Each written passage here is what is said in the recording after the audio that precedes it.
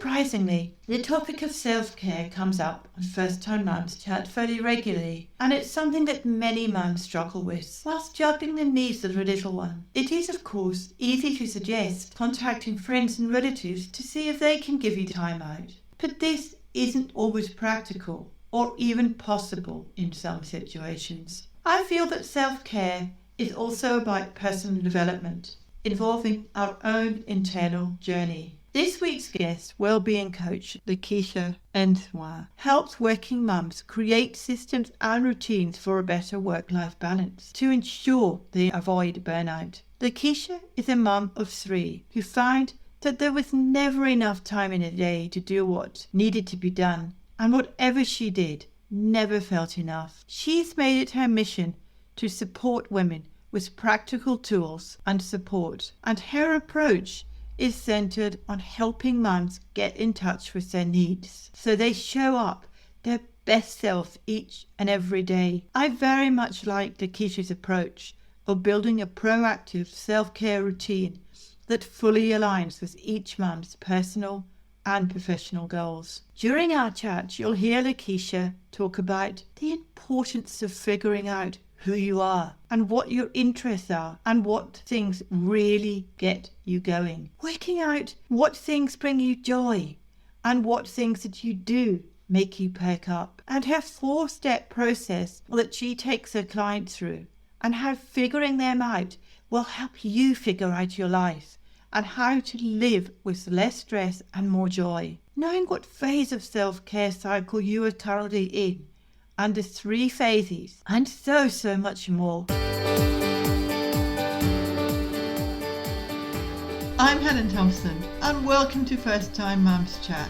I'm a childcare educator and baby massage instructor, and know that being a parent for the first time is challenging and changes your life in every way imaginable. To help ease your transition into parenthood, I aim to offer supportive, holistic approaches and insights for mums of babies aged mainly from 4 weeks to 10 months old. My goal is to assist you to become the most confident parent you can and smooth out the bumps along the way. This podcast is brought to you by My Baby Massage. To find out how baby massage can help you to increase your confidence and feel more connected with your baby, check out My Baby Massage introduction video at mybabymassage.net/intro. Let's do this together. This podcast is for informational purposes only and does not constitute medical advice. Please contact a medical practitioner if you are concerned or have any medical issues. Hi LaKeisha, and welcome to First Time Mums Chat. I'm delighted to have you here. So I'm looking forward to chatting with you. I will let you introduce yourself and tell us a bit about what you do and your background. Sure. Well, first, Helen, thank you so much for having me. I really appreciate it. My name is LaKeisha, and I am first and foremost a mom of 3. I have 3 girls, but I am also an author and a well-being coach. In my work, I help women, mostly working moms, find ways to make their life work better for them. So what I mean by that is helping them to figure out what it is that they need in order to show up as their best selves, and then figuring out ways to make that fit into their life so that they can be there for the people that they love the most, but also so that they can achieve the goals and dreams that they have for themselves. It sounds really interesting. And you mentioned you're an author. So what's the name of your book and what's it about? So the first book I wrote is actually a Christian devotional, and it really is just about prioritizing your life and ways to live. I also write many resources for the women that I work with, so workbooks and journals and things like that I provide to help them on their journey. So with your coaching, how do you inspire women to be able to find out who they truly are and help themselves to be the best women they can be? So what I like to explain to my clients is before you can be everything to everyone else, and I don't actually recommend trying to be everything to everyone else, by the way, but before you can really take care of everyone else, you have to really get in touch with what you need in order to function. And so a lot of us will say, oh, I need to eat. I know I need to Mm, sleep. I'll probably need some form of exercise and then I'll be good. But we never really dig deeper beyond that. We mhm, usually try to keep it really basic. So, what I try to get them to think about is, but what are the things that bring you joy? What are the things that you do or you can do that make you perk up? Like, what are those things beyond knowing that you need to eat well? What are foods that really you're like, oh, yes, I want to eat that. And when I eat it, I feel good. What are the things that you read that are very interesting to you, or hobbies that you may have that give you energy and make you want to make time for them? I think when we find ways to figure out who we are as people and what our interests are and what are those things that really kind of get us going, then we can start to say, okay, this is how I need to live my life. So I tend to take my clients through a 4-step process. And I say, you need to know your needs, you need to know your limits, you need to know what phase of the self care cycle you were in. And I'll explain that in a moment. And then you need to know your resources. And if you can figure out those 4 things, you can figure out life. You can figure out how to live with less stress and more joy and how to kind of avoid the overwhelm. And mm, so figuring out your needs are kind of those things that I talked about, knowing what are the things that bring you joy, what are the things that make you happy, what are the things that bring you energy. Knowing your limits are not just about your physical limits because our bodies are really good at telling us what our physical limits are. So when I say that, I mean knowing your mental and emotional limits.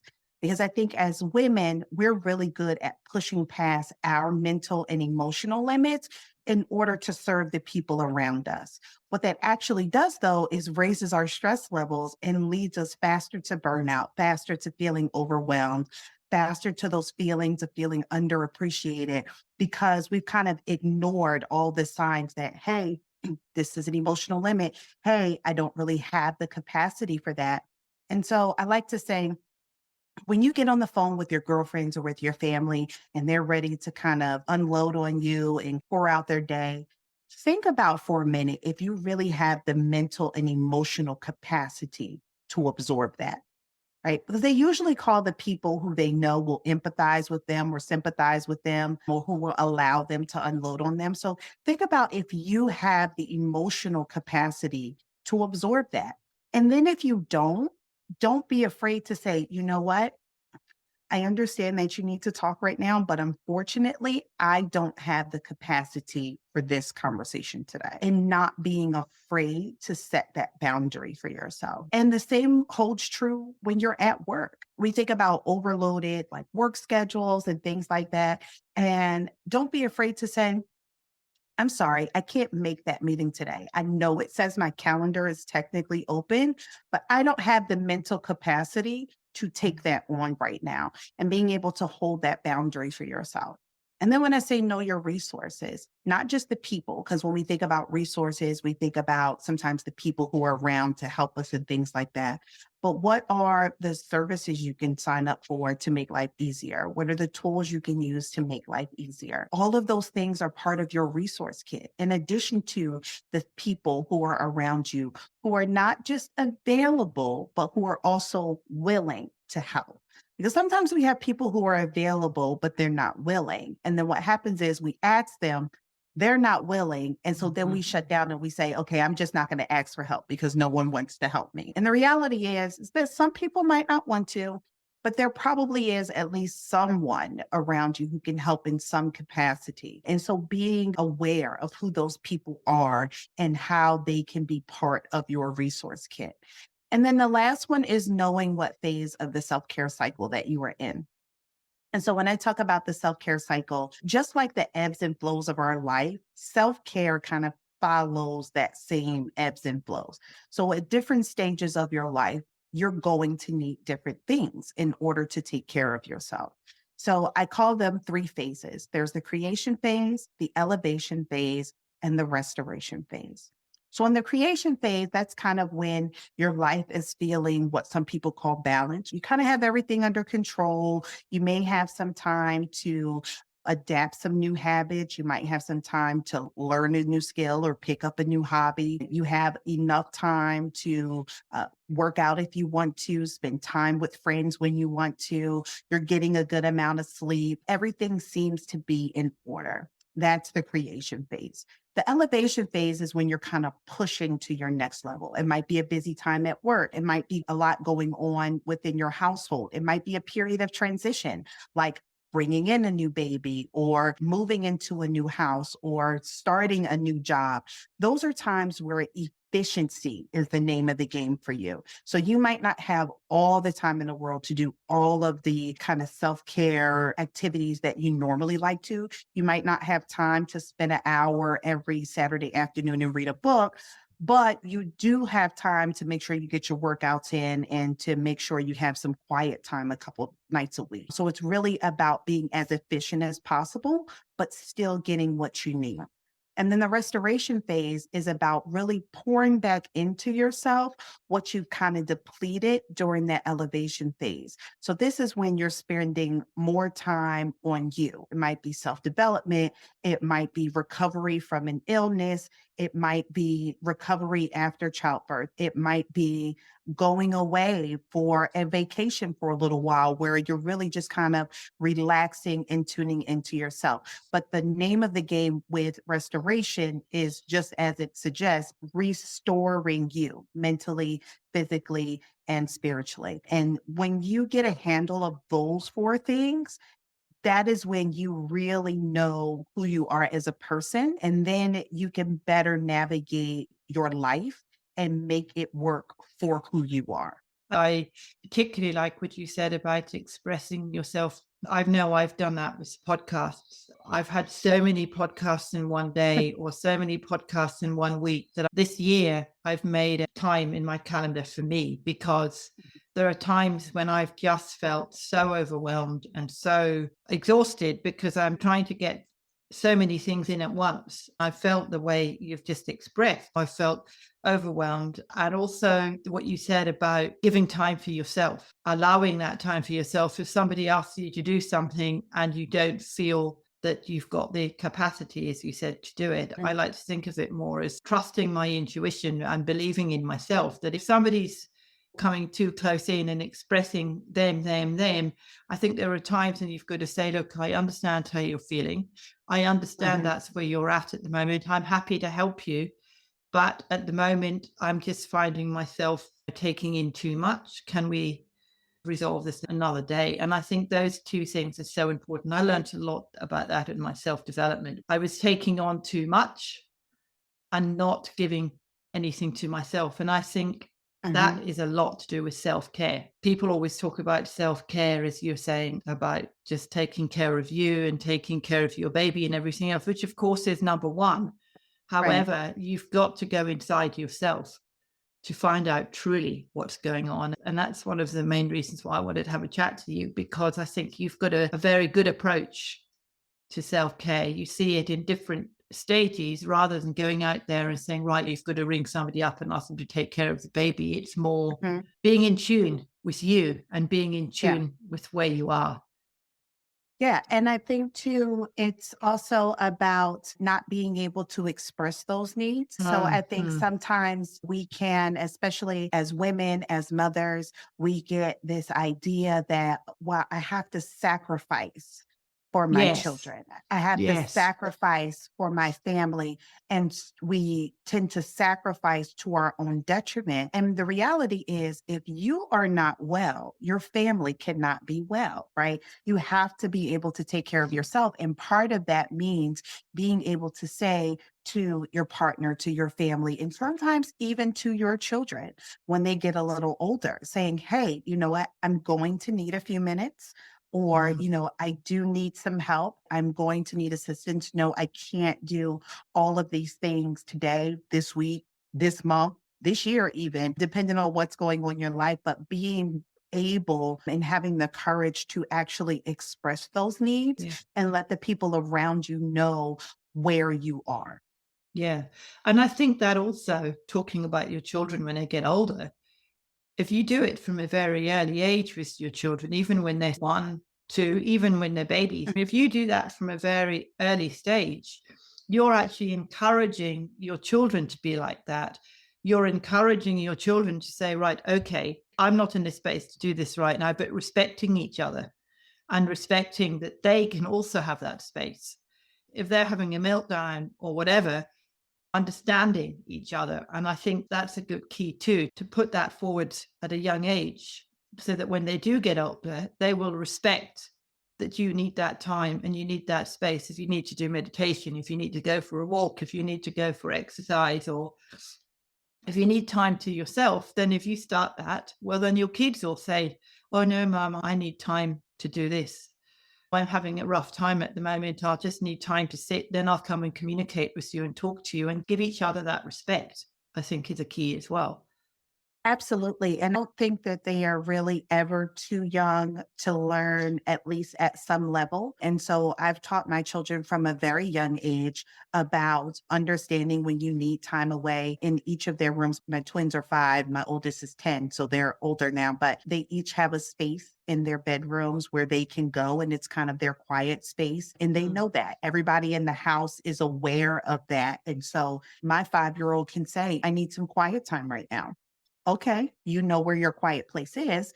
You can go to your quiet place. And when you're ready to mhm, join the rest of us, then you can just come back. But I think to your point, it opens those lines of communications early. My kids also know that in the morning when I wake up, it's my quiet time.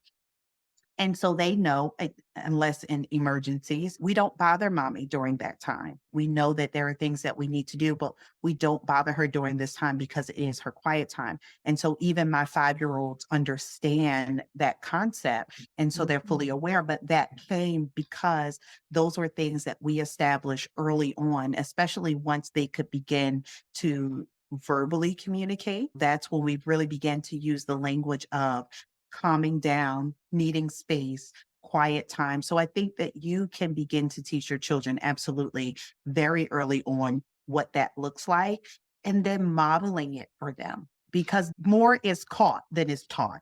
Right. And so, as mothers, the more that we model that for them and the earlier we model that for them, even if they can't verbalize it, they are learning those concepts. And so, to your point, once they get older, then it's already ingrained in them.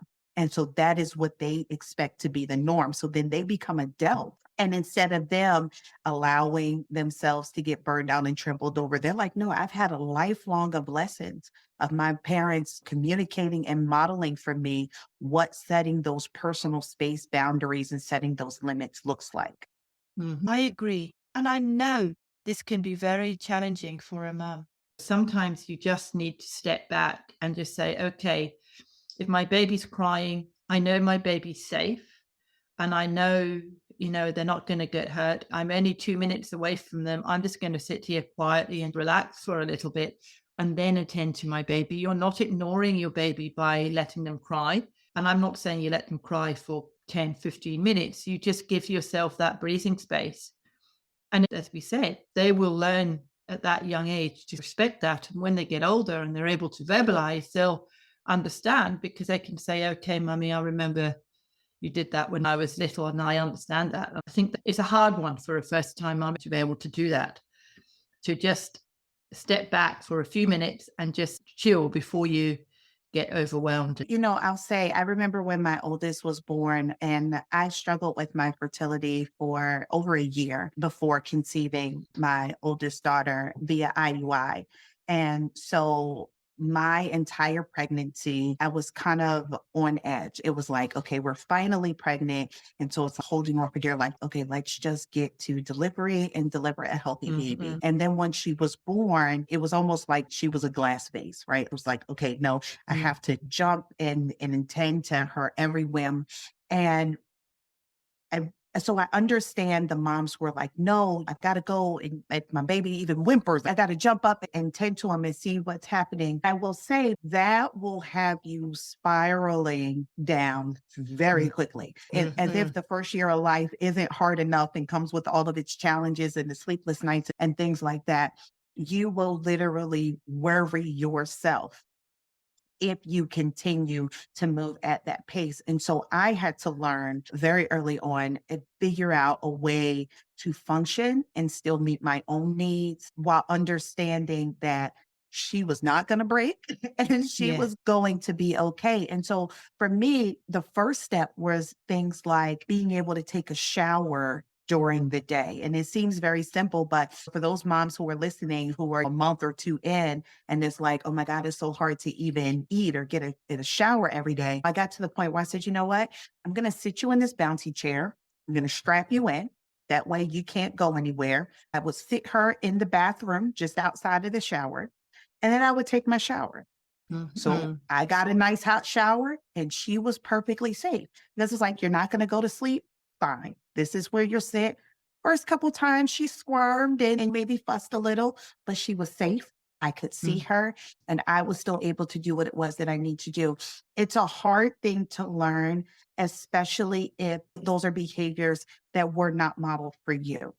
And so if your mother or grandmother or aunts, the older women in your life, the things that they are suggesting to you are contrary to that. And a lot of times they are. It can be very hard for you, one, to do things differently. It can always be hard for you to do things differently than the generations before, but to also be self-assured in yourself as a mother enough to know that your baby is still taken care of and is still loved and still feels your love, even if you take time for yourself. And better yet, you are in a better space to love on them and to guide them and to take care of them when you take care of yourself. So I definitely understand where they're coming from. And it was something that it took me a few months to learn after my first child was born.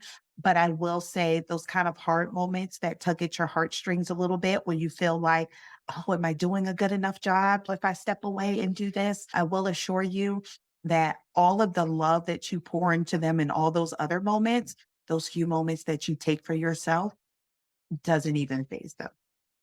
Yeah, I think, as you say, you've got to fill your own cup first with love before you can give love to somebody else. I think that's a good key. So, is there anything else that you'd like to add? I think the biggest thing is to trust yourself.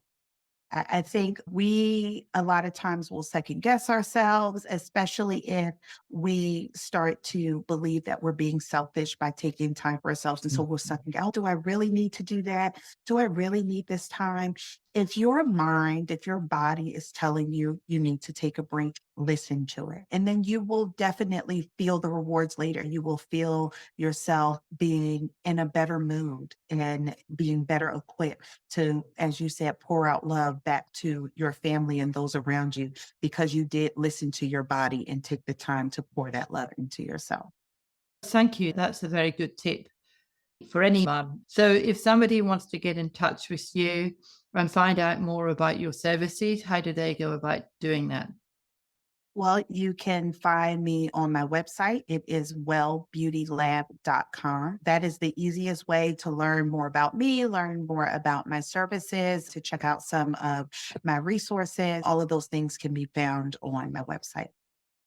Well, thank you for joining me and sharing your wonderful tips. I've actually learned a lot from you as well, and I really appreciate that. So, thank you for being on the podcast. Thank you so much for having me. It was truly my pleasure. Wow, I really enjoyed talking with LaKeisha, and she certainly shared some great tips on self-care. I do hope you'll take on board her suggestions to make life easier for you and your family.